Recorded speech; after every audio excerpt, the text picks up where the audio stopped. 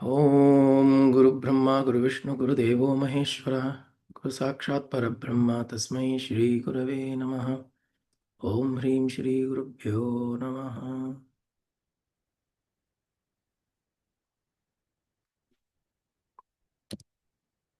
19 and 20 घटकुड्यादिकं सर्वं मृत्तिकामात्रमेव च तद्वद्ब्रह्मजगत्सर्वम् इति वेदान्तडिण्डिमः ब्रह्मसत्यं जगन्मिथ्या जीवो ब्रह्मैव नापरः अनेन वेद्यं सच्छास्त्रम् इति वेदान्तडिण्डिमः घट घटकुटि आदिकं सर्वं मृत्तिकामात्रमेव च घटकुटि அப்படின்னா these are different kinds of um, material, different kinds of things that are made out of mrittika. Mrittika is mitti, mud. Mud houses, the walls of the mud houses are made out of mud. The pot is also made out of mud or clay. Ghata is pot. So all of these are made out of clay only. Usually the clay pot example is taken in Vedanta because in those times uh, the vessels used to be clay vessels. In the kitchen also, what they would use is all clay pots, clay plates. That used to be most common. They didn't have melamine plates at that time.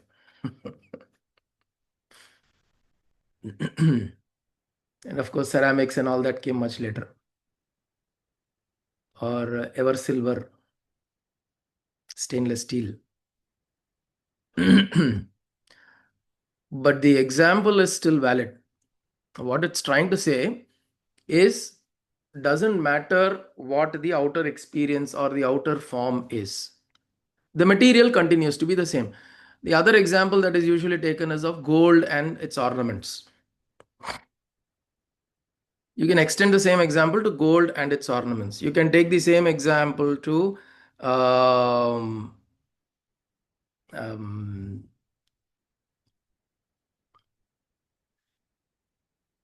anything that you use as a substance. Furniture. Furniture. Furnitures, yeah. So if you're wanting to make wood, correct. You use wood and different kinds of furnitures. Same example. So whatever is your raw material, the output, whatever is the output doesn't matter. The raw material is still the same. And Vedanta is pointing to that raw material. Why is it pointing to that? Because it is, again, as we said yesterday, Drik Brahma, Drishyam Maya. Whatever we are perceiving is Maya. Whatever we are perceiving is an illusion. Illusion in the sense it is not the reality. It has a certain form, it has a certain shape, it has a name, but it is limited based on our perception. I heard a classic example. You have a house, beautiful house. In the US, this is very popular. They have log houses or houses made of wood. And they construct it very beautifully and very intricate. They make a lot of the house can look very beautiful, yet made completely out of wood. So the house structure is wood, the furnitures are wood, the walls are wood, your bedroom, your bathroom, your prayer room, everything is made out of wood and looks so beautiful. Now, when the house catches fire, does fire differentiate saying, oh, this is the chair in which he sits and meditates, I should not burn it? Or this is the altar wood, I should not burn, I should only burn the bathroom wood, or I should only burn the bedroom wood? No. Fire comes from the point of view of fire, everything is wood, I'm going to consume it. Sarva Bhaksha. Agni is called Sarva Bhaksha. He goes and consumes everything. So there is no difference between whatever you held sacred versus you held the commode you're sitting in the bathroom. You don't consider it auspicious, but the wood that you're using in the altar, you consider it auspicious. But when fire comes, everything is one and the same, right? So this is what is meant by the tattva is the same. The one who is able to see or perceive the world in that way, that underlying everything, it is this single consciousness.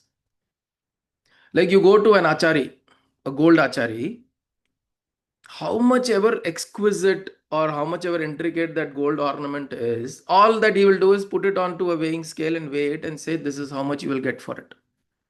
Because all he sees is gold. He doesn't see the gold has come from GRT Tangamaligai or it has come from what is that? The tea land in this is Malabar, of course, Malabar gold. Tanishk. Tanishk. Ah. Tanishk.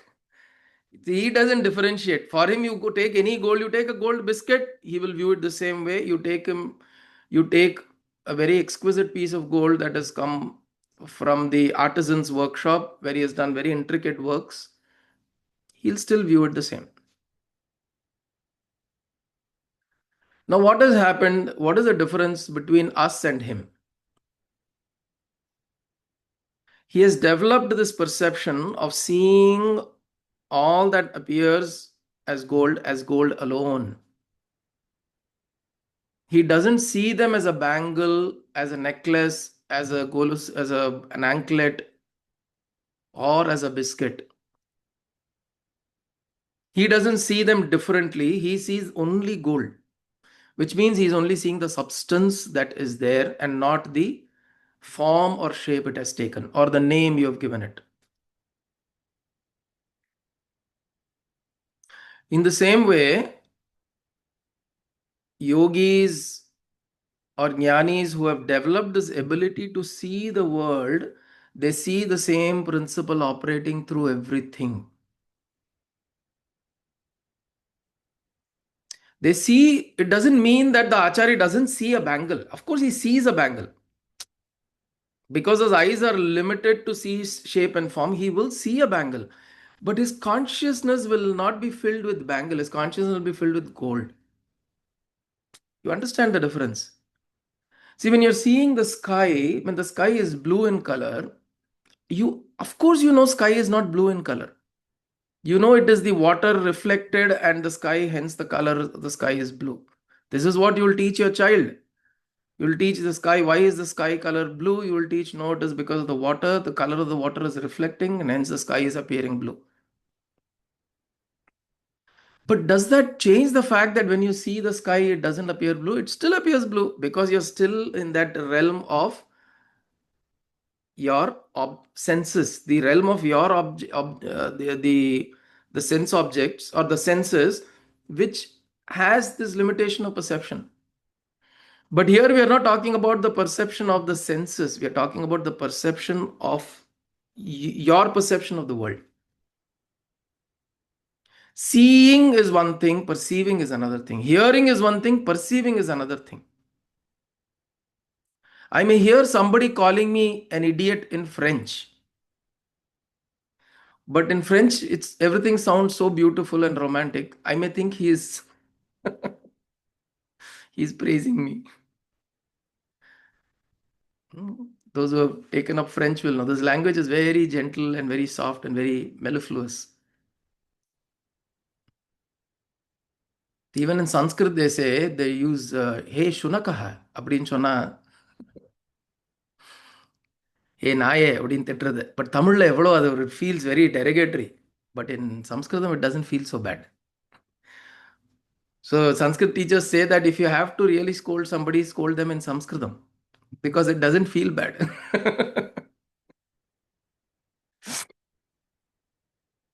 Because your ears have heard a word that you don't understand, your perception is not so bad.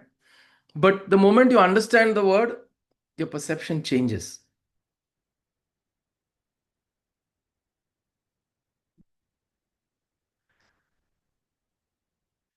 So perception is based on the way you observe, you perceive, you understand the world. So what happens to this Achari when he's seeing? He is seeing bangle, he is seeing a necklace. See, this is how the overlay of knowledge, the knowledge overlay, when you say, how does Paravidya and Aparavidya go together? Or how does what is called as Paramarthika Satyam and Vyavaharika Satyam, how do they go together? Everybody, you hear these terms with people, right? We say that you have to be this way. See, no, no, be practical. You have to be practical. That is Vyavaharika Satyam, which means in your engagement, in your transactions, in your Vyavahara, you have to be a particular way. But there is a Satyam which is Paramarthika Satyam, which is the eternal truth, which is the underlying truth, underlying everything. Whether you recognize it or not, it continues to exist. Now, how do you overlay the two? By recognizing Paramarthika Satyam, we don't lose Vyavaharika Satyam. We don't lose Vyavahara. This is something that we need to understand. Because a lot of times we also think that in spirituality, if my mind starts thinking spiritual and going spiritual and thinking everywhere is Bhagavan, everything is Brahman, everything is Atma, then it is the story of that little boy who walked in front of a mad elephant. Guru taught him everything is Brahman, Sarvam Brahmamayam. And then he walks in front of the elephant, saying, ah, Brahman, everything is Brahman, elephant is Brahman.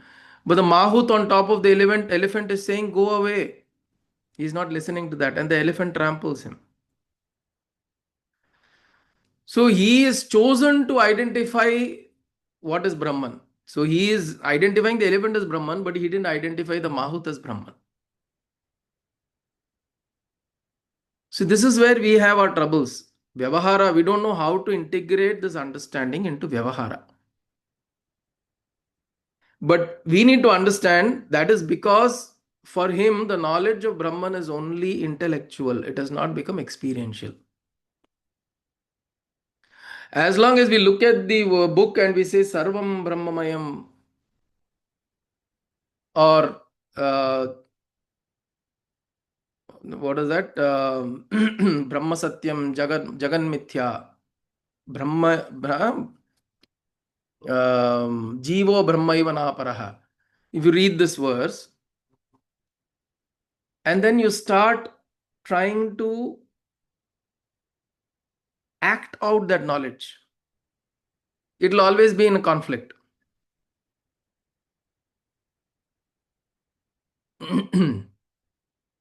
The person you see, you get somebody comes and angers you or disturbs you or irritates you, and then mind says, you know, no, no, no, everybody is Brahman. And then suddenly you go into a very false kind of a situation within you where you don't know how to transact with this person. மண்டையில சொல்லும் இவன்லாம் பிரம்மனா அப்படின்னு சொல்லும்.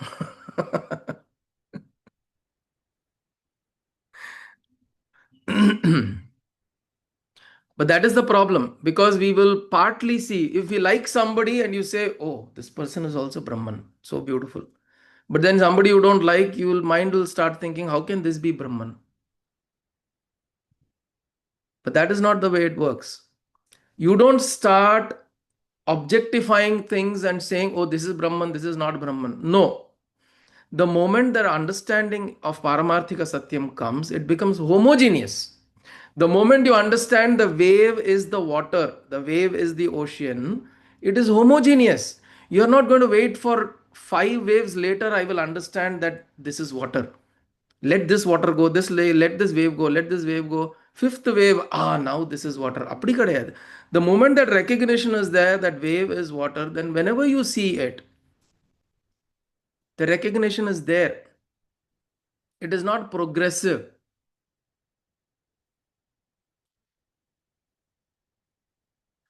but it is on the perception. If I focus on the wave, I'm standing in the beach and I keep focusing on the wave, my mind will think, when will the next wave come? My focus will go away from the ocean altogether. My focus will go away from the sea altogether. That is why it is recommended to see far into the ocean. Then you are not disturbed by the wave.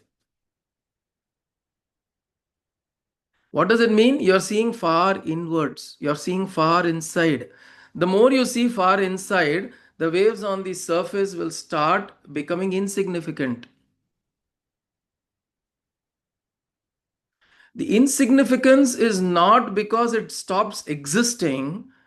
The insignificance is because in your consciousness does not assume great space or importance.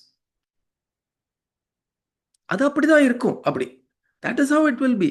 When you're seeing the far into the ocean, it doesn't mean the waves have stopped at the surf. Where you're standing, the waves will come and continue to hit you. That reality is still there. But it's not significant. And you will tell, your mind will tell, that is how it is. The nature of the bank of a river or a sea or an ocean, the bank is such that, the seashore is such that the waves will come and hit against the shore. That is the nature of the shore, the nature of water when it hits the shore. This is the nature of things. That's it. You don't argue, you don't analyze, you don't, why is this wave came a little whitish in color, this came a little like this, like that. You will stop analyzing. Why? Because your focus is on that beautiful, calm, serene ocean. This is where we need to decide where we want to take our mind to. Do I need to keep my mind at the surface analyzing every little event? This is another problem that we have also in life. We analyze, once we have an understanding, we analyze every event in our life. Don't objectify events, situations, people in life. Don't. Go to the root of it. Go to the root of it within you. And from there, when you see, everything becomes homogeneous. As long as you start objectifying it, see, understand this. Even in mathematics, you take any big number, you add another number to it, you will only get another number. The output will never be infinity. Correct? In math, in mathematics, can you add two numbers to get infinity? You cannot. What does it show? Because infinity is in a different realm, it is in a different dimension. It is not the same dimension as numbers. And what we try to do, we want to use every experience in life to attain Brahman, to understand Bhagavan. It will never work. How do you understand infinity? You make a leap out of the number system completely. Yes or no? You have to make a leap out of the number system completely to understand or perceive what infinity is. You cannot be adding numbers more and more to get to infinity. This is how is the spiritual sadhana also. Don't look at individual incidences in your life. Oh, this person like that. How should I, spirituality. You don't try to bring spirituality in each of that. Once in a while, look at it as a measure to see, have I become better? But don't keep analyzing every incident, every event. It will take you nowhere. You will be in a loop. Unfortunately, we will not even know we are in a loop. We will continue to suffer.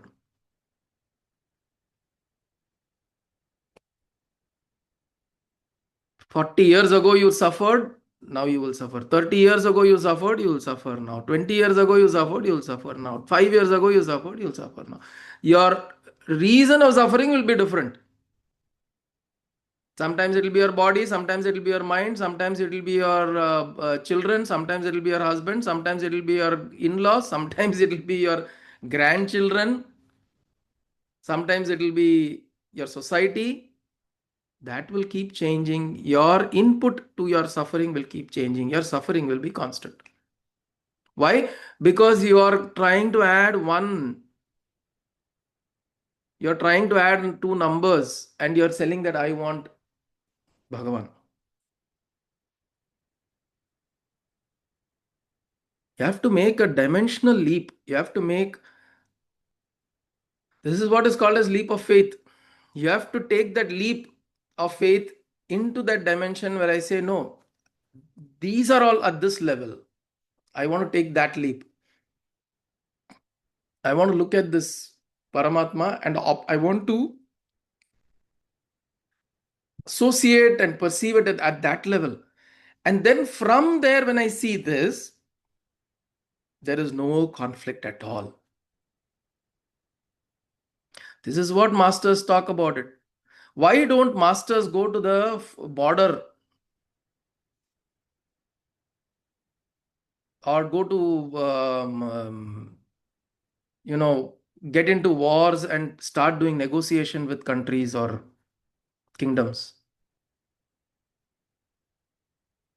Imagine times when kingdoms were there. There are so many wars. How many yogis and sadhus do you think went and did negotiation with countries?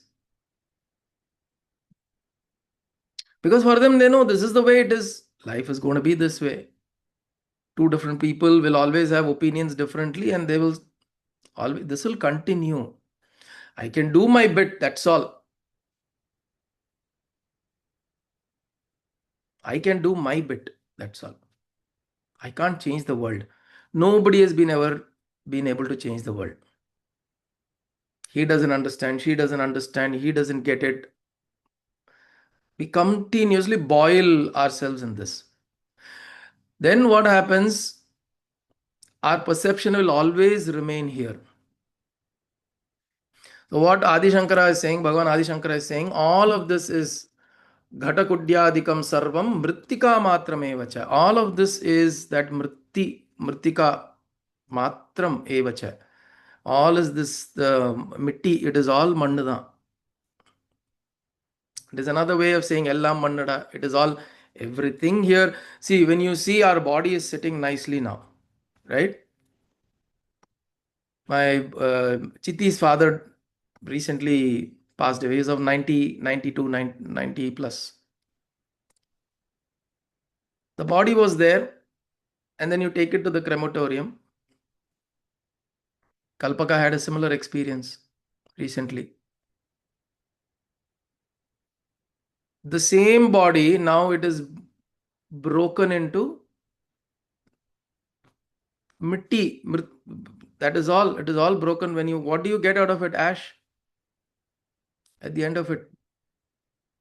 Can you think that this is ash right now? Is it possible for us to bring that? Why do you think we put this vibhuti?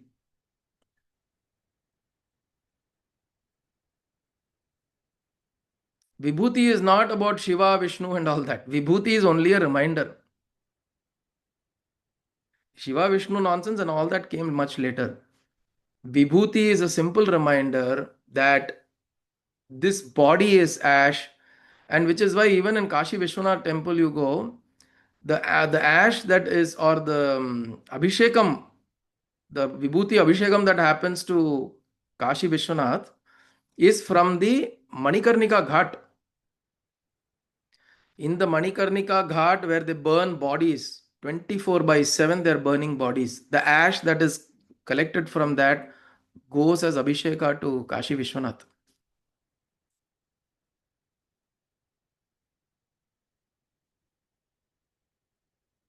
We will go to Kashi Vishwanath temple, take the ash and put it into our forehead. Will we take the ash from the Smashana Ghat and put it on our forehead? Aiye. Yavando. But that is what it is, right? You take two ashes together and you mix it. Person A died, ash. Person B died, ash. Mix it. Can you say, can you distinguish A from B?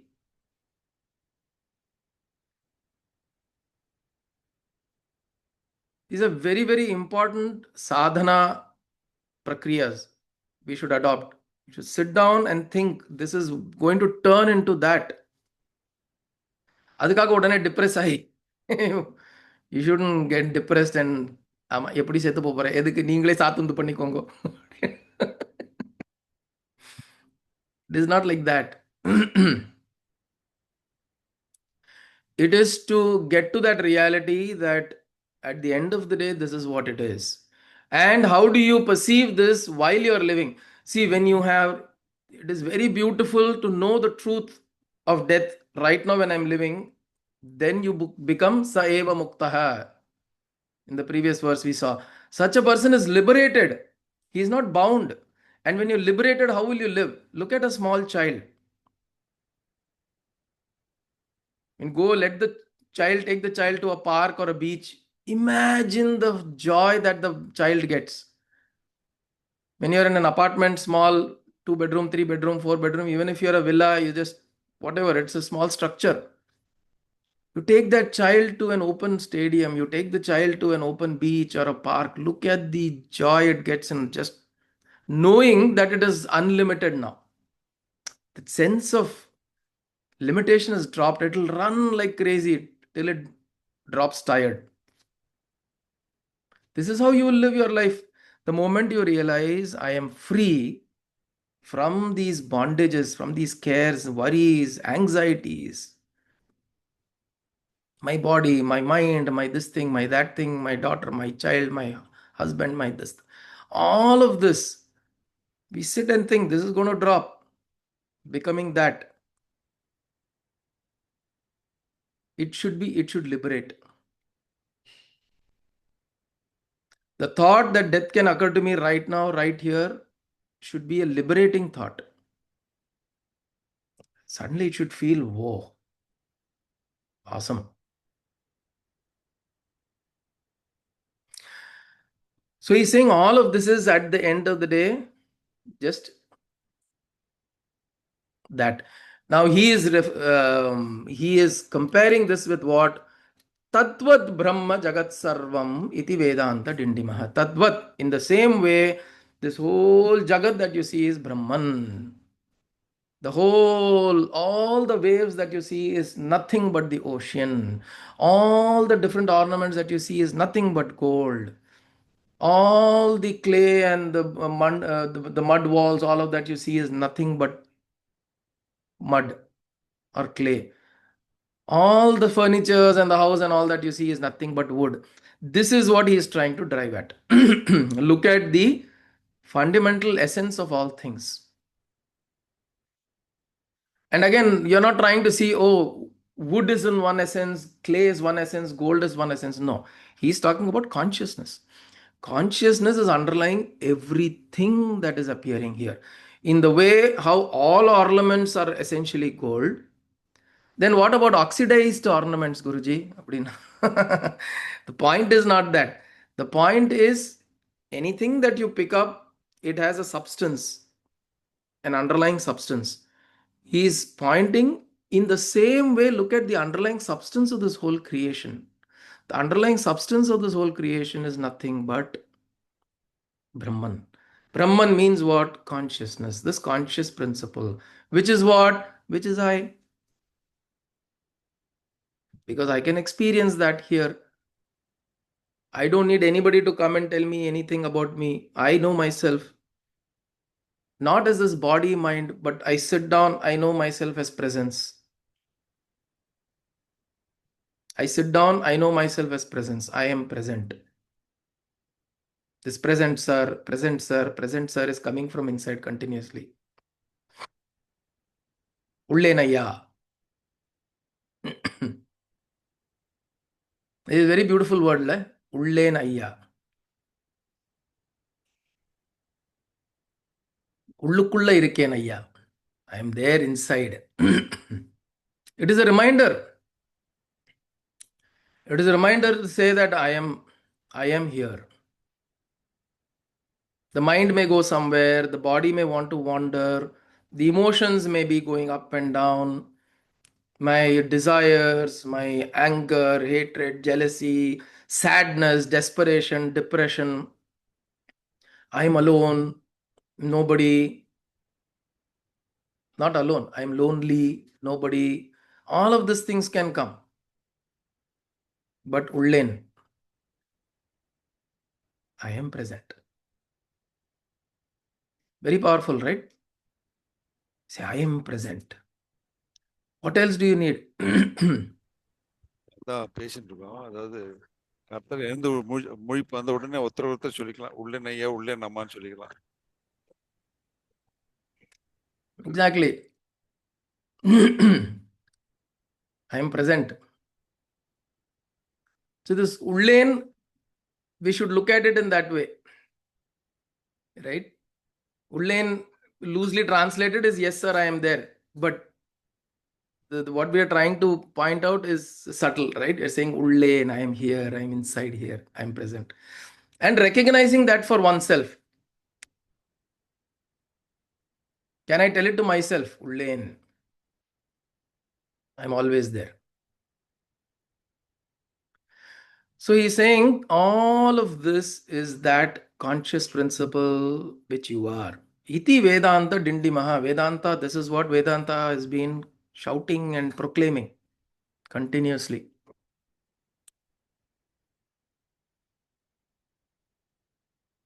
So this is very important for us to know. The main points that I want to kind of bring back our minds or attention to is, do not try to look for Brahman in individual objects. Don't try to look for Brahman in individual objects or consciousness in individual objects.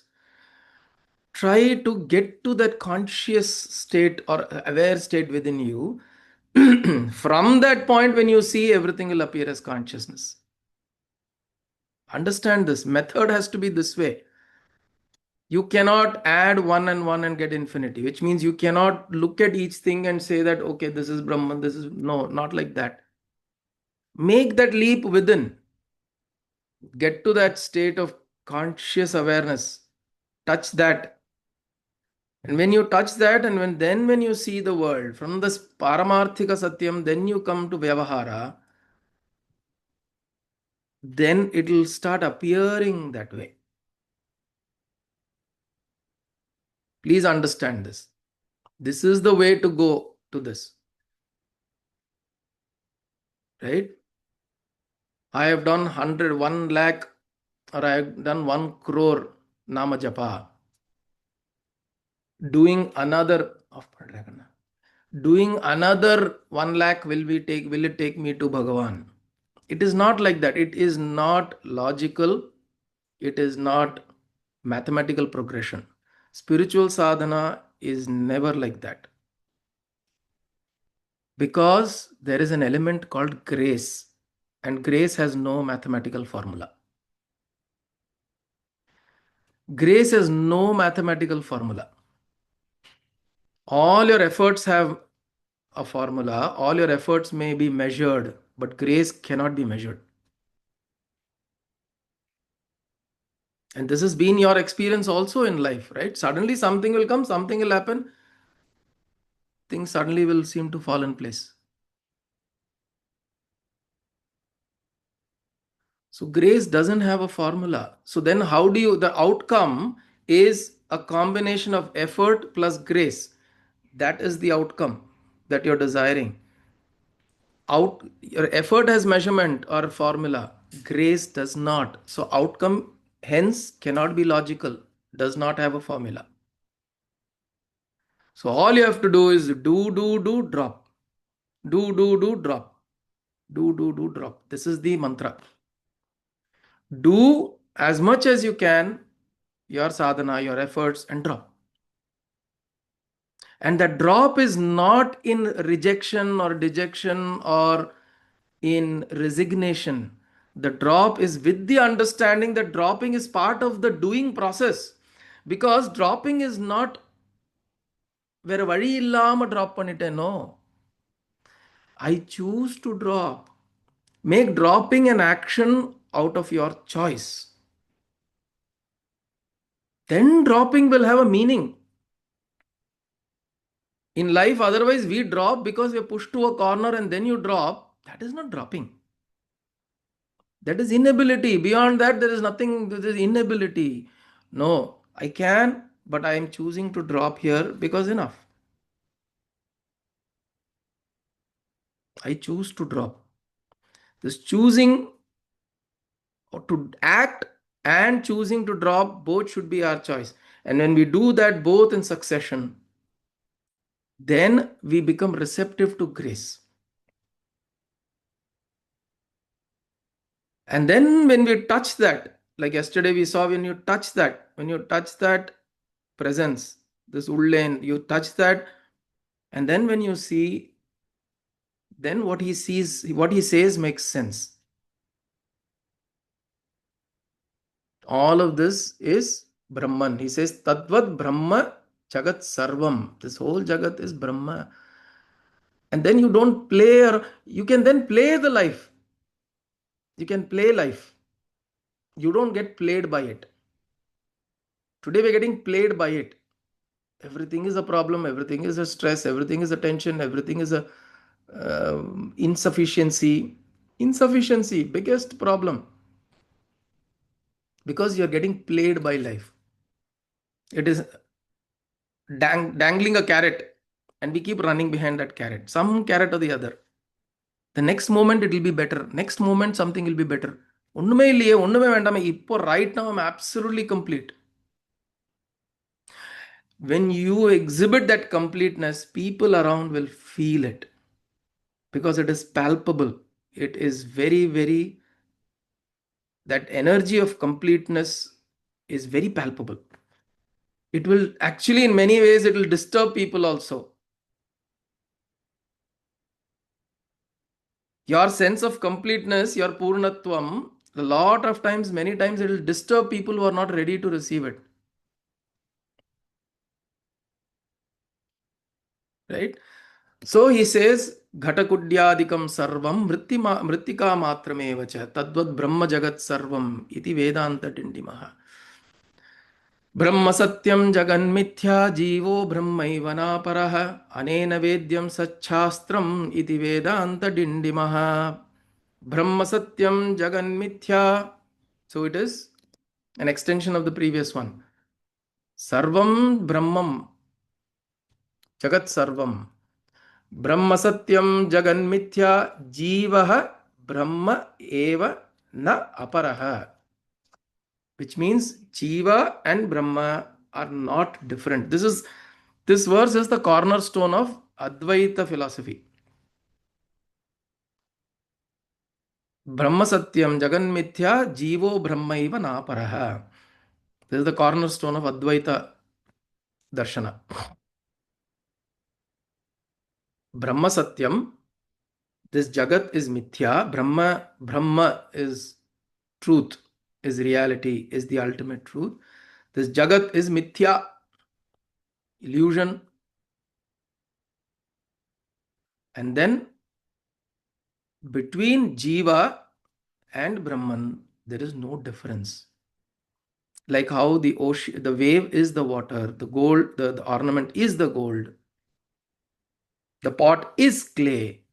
In the same way, Jiva is Brahman. And this comes out of an experience. There is very little that can be taught in this verse, because this has to be completely absorbed and experienced. Otherwise, it will remain as a verse. Because there are multiple things here. Brahma Satyam. First, we have to recognize that Brahman is Satyam. It is truth. Jagat Mithya. Mithya we spoke about yesterday, illusion. The illusion is world doesn't appear the way it really is. It is my perception.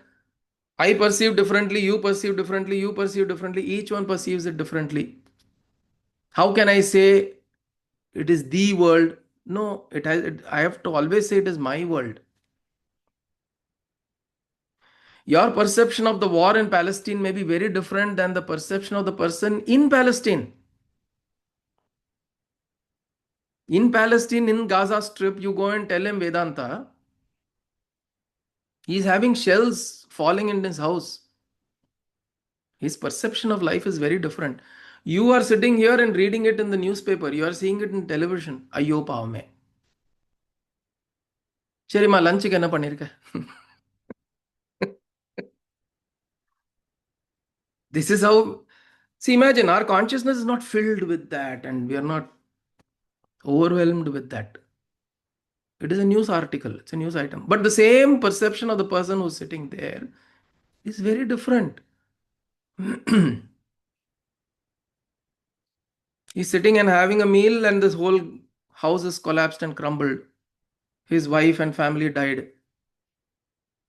There is a rock fallen on his leg.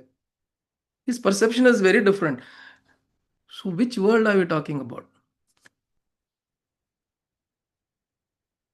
So, you have to understand, my world is the only world that I know of. I cannot speak of the world in a general way. Maybe 5 people, 10 people, we agree. See, even today, 60% of the people voted for Trump. The same 60 people are complaining.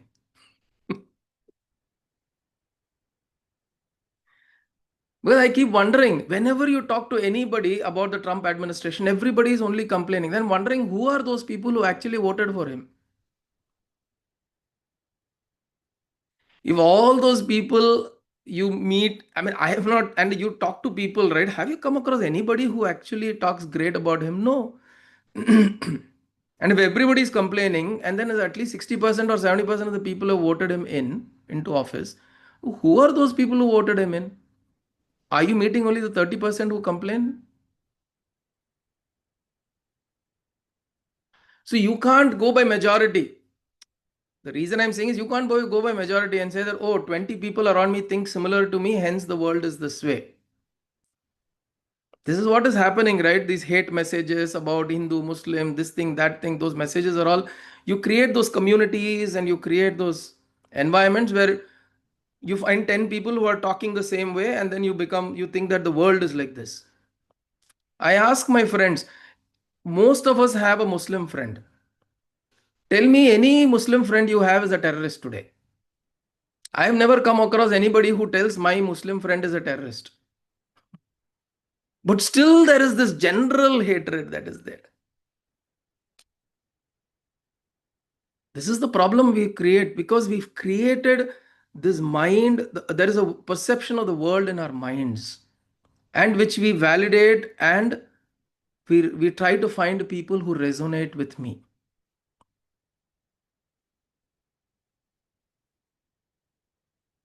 So, this we have to get rid of. We have to say, this world I'm perceiving is my world.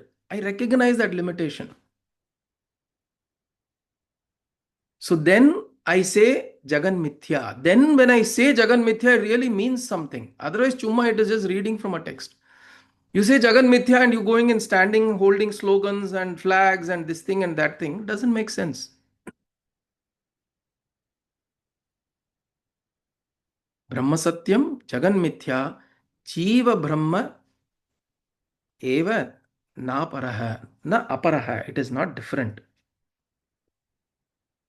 Anena Vedyam Sat Shastram iti Vedanta Dindimaha. So it says, Anena Vedyam, by this teaching, Vedyam, by knowing this, the truth or the true scripture, Sat Shastram, this is the true scripture. What is the true scripture? Brahma Satyam Jagan Mithya, Jivo Brahmaiva Napara. This is the true scripture. By knowing this, everything else is known. Sat is known, is the claim of Vedanta. Vedanta proclaims this. So Brahmajnanavali is about this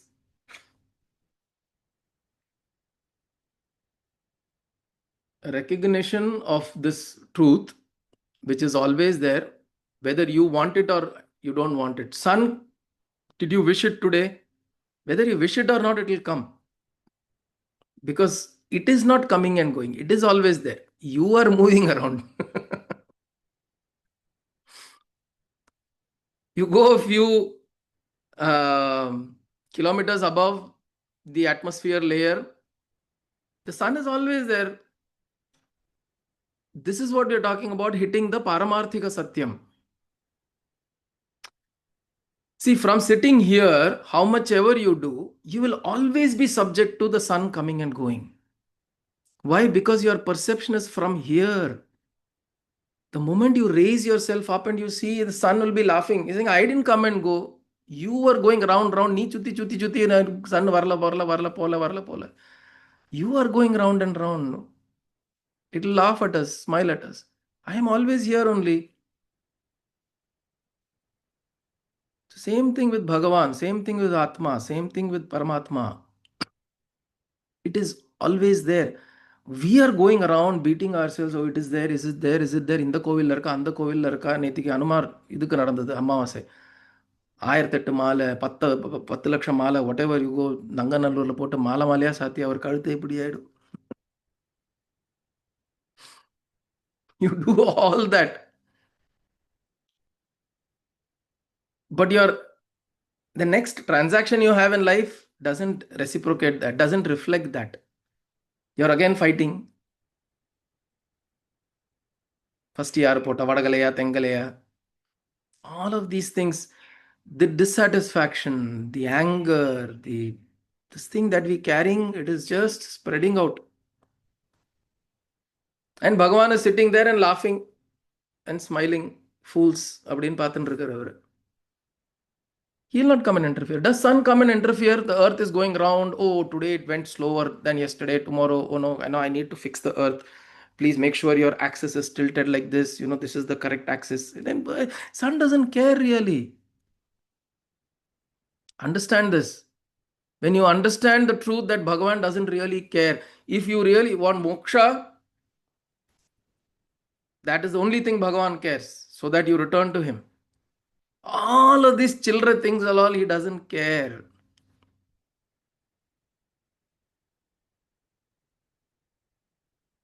All of that is your problem. You figure out. He says, rise above. If you want to talk to me face to face, rise above. So, this is what he means by when you see this truth that what you see is existing here is Brahman, is consciousness, is Bhagavan. It is there everywhere. You sit down, you can experience it here, and then you start experiencing it on the outside. The only way to understand the world is first go in, and from there you see the world. Don't try to find meaning in the world. It will never work.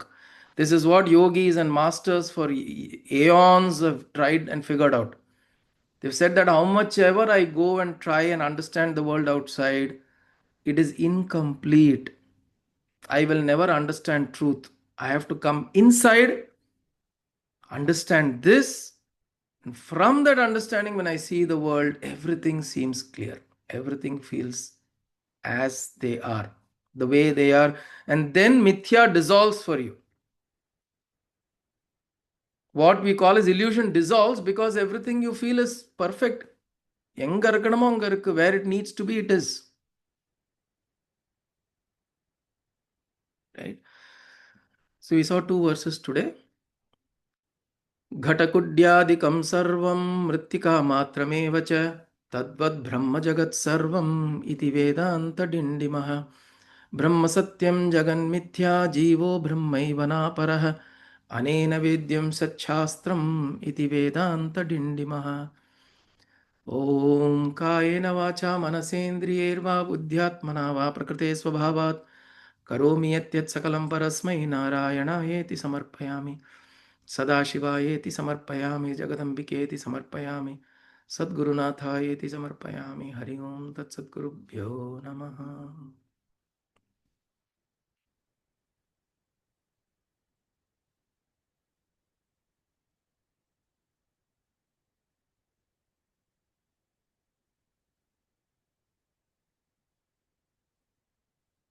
Gurudev